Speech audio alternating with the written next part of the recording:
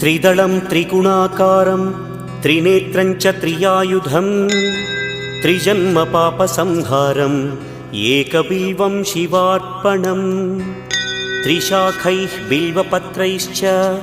अच्छिद्रैः कोमलैः शुभैः तव पूजां करिष्यामि एकबिल्वं शिवार्पणम् कोटिकन्या महादानं तिलपर्वतकोटयः काञ्चनं शैलदानेन एकबिल्वं शिवार्पणम् काशीक्षेत्रनिवासं च कालभैरवदर्शनं प्रयागे माधवं दृष्ट्वा एकबिल्वं शिवार्पणम् इन्दुवारे व्रतं स्थित्वा